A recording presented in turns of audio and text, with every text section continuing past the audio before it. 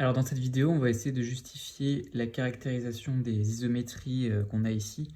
Donc qui dit que M soit une isométrie, c'est pareil que le calcul de M transposé fois M donne la matrice identité.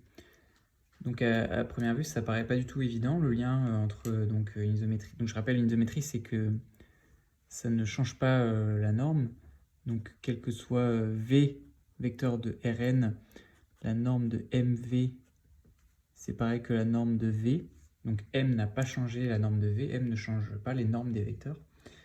On voit pas forcément le lien entre ça et le calcul de M transposé fois M. Alors moi, dans mon cours, on m'avait d'abord défini donc, ce que sont les matrices orthogonales au n de R. Donc on m'avait dit que c'était l'ensemble des matrices qui vérifient ça. C'est que après nous avoir défini ça qu'on nous avait dit qu'en fait, les matrices orthogonales, c'est les matrices qui sont des isométries, qui représentent en tout cas une isométrie. Donc on était parti de ça et on avait péniblement essayé de refaire le lien avec une isométrie. Moi je vais essayer dans cette vidéo de partir dans l'autre sens, donc de partir d'une isométrie, d'essayer de la décrire, essayer de décrire le fait que ce soit une isométrie comme une propriété sur ses coefficients, qui sera ça. Et donc, non pas de justifier un truc qu'on nous donne, mais plutôt d'essayer de le découvrir par nous-mêmes. Ça permettra de mieux l'intuiter. Donc, je pars de M isométrie. J'essaie de dire ce que ça veut dire. Donc, ça veut dire que j'ai cette propriété-là qui est valable pour tous les vecteurs. Quand on a une propriété qui est valable pour tous les vecteurs, on aimerait bien que ce soit équivalent à ce que ce soit vrai seulement sur les vecteurs de la base. Parce que là, on est dans Rn, donc j'ai la base orthonormée canonique. Alors BON canonique de Rn. Donc E1 c'est 1, 0, 0, etc. Voilà, donc est-ce que cette propriété-là qui est valable pour tous les vecteurs, c'est équivalent à cette même propriété, mais seulement pour les vecteurs de base, donc pour tout i appartenant à n. La norme de MI, c'est la norme de EI, c'est-à-dire 1, puisque c'est une base orthonormée.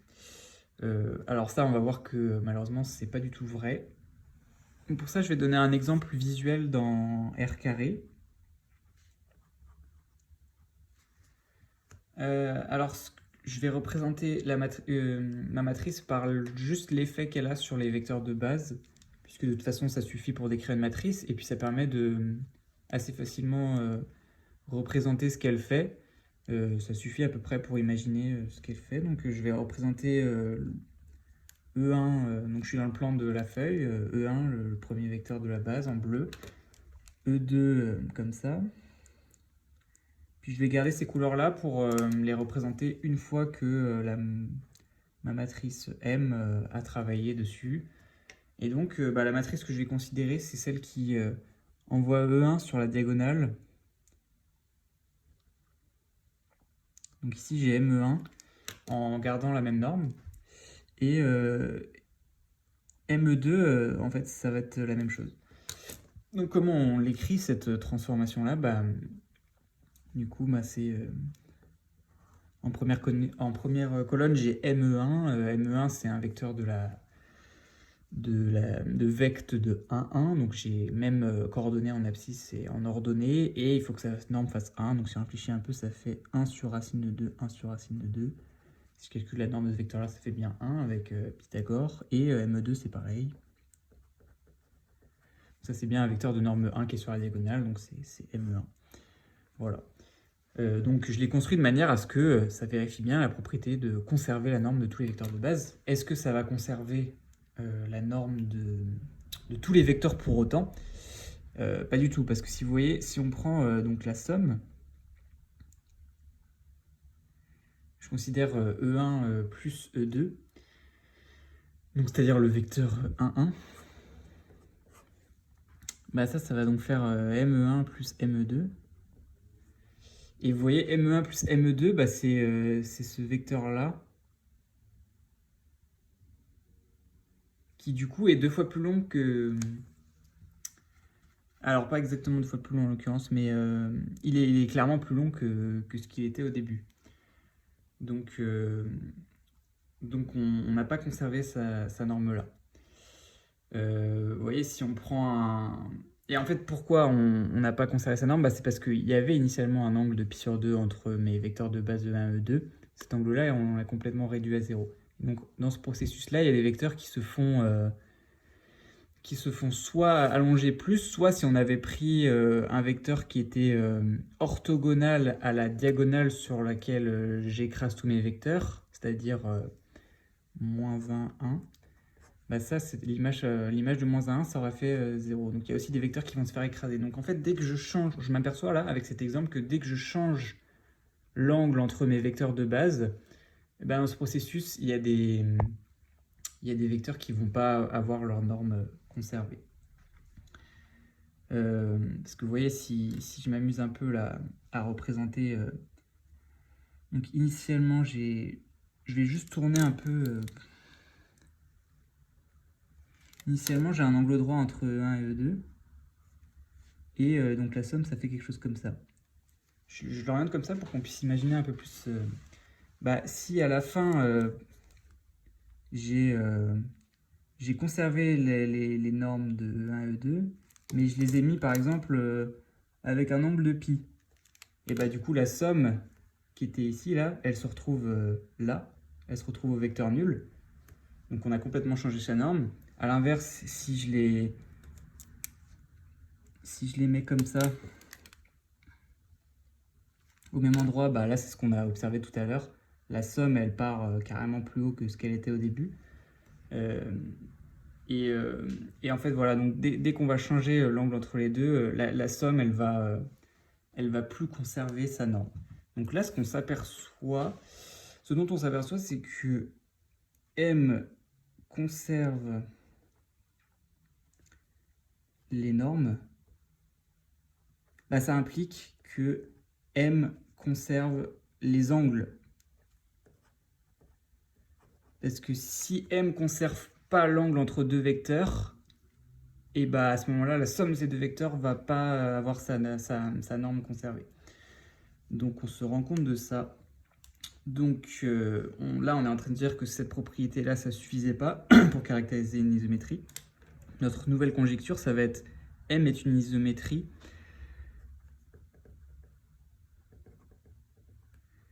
équivaut à... alors, toujours dans R2, pour que ce soit plus facile à écrire, donc équivaut à ce que ME1, norme de ME1, ce soit la norme de E1, norme de ME2, ce soit norme de E2, et l'angle entre ME1 et ME2 n'a pas changé, donc c'est toujours l'angle entre E1 et E2. Donc c'est-à-dire 0 ici, puisqu'on est dans la base canonique. Donc ça c'est la nouvelle conjecture. Voilà. Donc, parce que oui, donc il faut que ça conserve les angles, mais si ça conserve les angles de la base, ça va conserver tous les angles par décomposition linéaire. Voilà, donc ça c'est notre conjecture. On va essayer de montrer ça, mais avant, on va essayer de...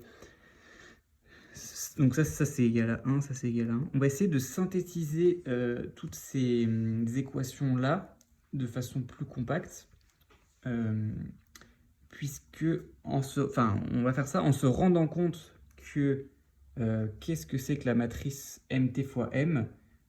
Bah, mt fois m, donc si je pars d'une matrice m qui vaut abcd, et bah, la matrice transposée du coup c'est abcd. Donc quand je fais ce calcul, et bah, en première coordonnée du coup j'ai a fois a plus b fois b, donc j'ai a carré plus b carré. En deuxième, ici, là, j'ai a fois c plus b fois d. Ici, j'ai a fois c plus b fois d aussi. Et là, j'ai c carré plus d carré. Donc, en fait, on se rend compte que MTM, c'est les produits scalaires, en fait. Ça stocke tous les produits scalaires possibles. Donc ici, j'ai le produit scalaire de ME1 avec ME1. Là, j'ai le produit scalaire de ME2 avec ME1. Non, pardon, ME1 avec ME2. Alors, je vais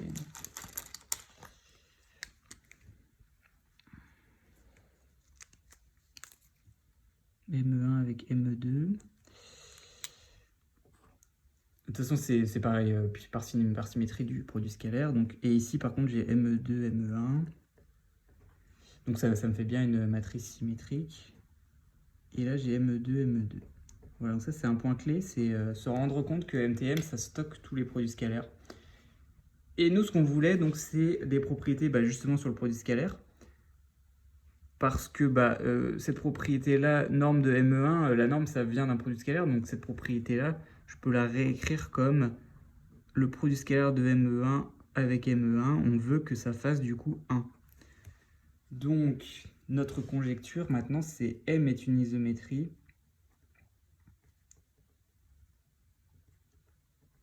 équivaut à donc ça égale 1, ça égale 1, ça égale 0, ça égale 0. Autrement dit, MTM égale IN. Voilà. Donc ça, c'était pour justifier un peu comment on pouvait se rendre compte par nous-mêmes que c'était équivalent. Se rendre compte que si ça conserve les normes, ça conserve les angles. Et donc maintenant, on va démontrer ça plus rigoureusement dans le cas de la dimension n. Donc, supposons m isométrie. Voilà, on a déjà fait une partie du travail parce qu'on sait que la diagonale de MTM, du coup, c'est la norme de M, la norme des images des vecteurs de base. Donc on sait que ça vaut 1 puisque c'est une isométrie. Donc on a déjà... Maintenant, il faut qu'on montre quand même que ça conserve les angles. Ce que j'ai dit là, ce qu'on s'est rendu compte visuellement, je ne l'ai pas vraiment démontré. Du coup, si je prends deux vecteurs, je vais faire le cas général, soit UV appartenant à R puissance n. Montrons que M conserve l'angle entre U et V. Montrons que donc MU, l'angle, le produit scalaire entre MU, MV et U et V sont les mêmes. Donc pour ça, on a vu qu'il fallait regarder la somme de ces deux vecteurs. Il fallait utiliser le fait que la somme de ces deux vecteurs doit avoir une norme conservée aussi. Du coup, on va regarder, donc il faut que norme de M fois U plus V ce soit égal à norme de U plus V, puisque M c'est une isométrie, ça on l'a. Et du coup, on sait que les normes c'est des racines carrées, donc ça va être plus simple de passer au carré. En plus, avec des carrés, on peut utiliser, on peut développer, on peut faire apparaître des produits scalaires, utiliser Pythagore, donc ça va être plus simple de passer au carré. Ok, donc si je réécris ça, donc j'ai ça, donc norme de MU plus MV, j'utilise la linéarité, au carré égale norme de U plus V au carré. Voilà, maintenant je vais développer, donc norme de MU au carré plus... Donc ça fait 2 fois le produit scalaire entre MU, alors je vais rester sur des crochets, MU, MV, plus norme de MV au carré. On sait que c'est égal à norme de U au carré plus 2 fois le produit scalaire de U et V plus norme de U au carré. Mais vous voyez, ces deux trucs-là, c'est égal parce qu'ils mettent une isométrie, ça aussi. Et donc, en fait, j'ai directement ce qu'il me faut. Donc, MU, MV égale UV. Donc, ce qu'on avait intuité sur le dessin, là, que pour que ce soit une isométrie, il fallait que ça conserve les angles parce que sinon, la somme, elle allait changer de taille. C'est vraiment ce qui nous permet de faire la démonstration facilement. On considère la somme. Et on se rend compte que comme la norme de la somme est conservée, et l'angle entre U et V est conservé. Ok. Donc j'applique ce que j'ai montré là pour tout U et V, je l'applique au vecteur de base. Donc à chaque fois que j'ai I différent de J, norme de MEI, produit scalaire de MEI avec MEJ, c'est le produit scalaire avec EI et EJ, autrement dit 0. Donc tout ce qui est hors de la diagonale, du coup ça va faire 0. On sait que tout ce qui est hors de la diagonale, c'est des produits scalaires avec I différent de J. Donc MTM égale IN. Voilà, pour le premier sens, c'était juste se rendre compte que c'était se rendre compte que 1, MTM représente les produits scalaires et que 2, si on a une isométrie, ça doit conserver les angles. Voilà. Donc il nous reste juste un sens de la démonstration, mais toutes les idées, de toute façon, on les a évoquées dans la partie où on justifiait pourquoi on allait, pourquoi cette conjecture-là. Alors maintenant, supposons mt fois m égale in. Et maintenant, il faut que je montre que c'est une isométrie. Donc je me donne un vecteur v quelconque, soit v appartenant à r puissance n. Que MTM égale IN, on sait que du coup, ça veut dire tout plein de propriétés sur les produits scalaires de MEI avec MEJ. Donc, autrement dit, avec des vecteurs de base. Donc, je vais tout de suite décomposer V dans la base. Donc, je vais dire que c'est somme des xi EI avec xi, les coordonnées de V dans la base. Et moi, je vais calculer donc norme de m fois v, en espérant donc que ça tombe sur norme de v. Norme de v, c'est la racine carrée des x1 au carré plus xn au carré. Voilà, donc comme tout à l'heure, je vais passer par le carré pour arriver sur, non pas une racine carrée, mais norme de v au carré, ça va être plus simple. Donc norme de mv au carré, c'est norme de m fois, je remplace, somme des xi EI au carré. J'utilise la linéarité de V, de grand M, pardon. Donc je dis que c'est la norme de la somme des xi MEI au carré. Et ensuite, je sais que tous les MEI, vu que les EI étaient orthogonaux à la base, les MEI sont toujours orthogonaux après. Donc les xi MEI sont orthogonaux. Donc là, j'ai une somme de vecteurs orthogonaux et je calcule leur norme au carré. Du coup, ça par théorème de Pythagore. Je sais que ça fait somme des normes de xi MEI au carré. Voilà.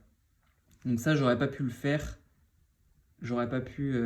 si j'avais essayé tout à l'heure, je me demandais si ça suffisait de regarder que les normes des vecteurs de base soient conservées.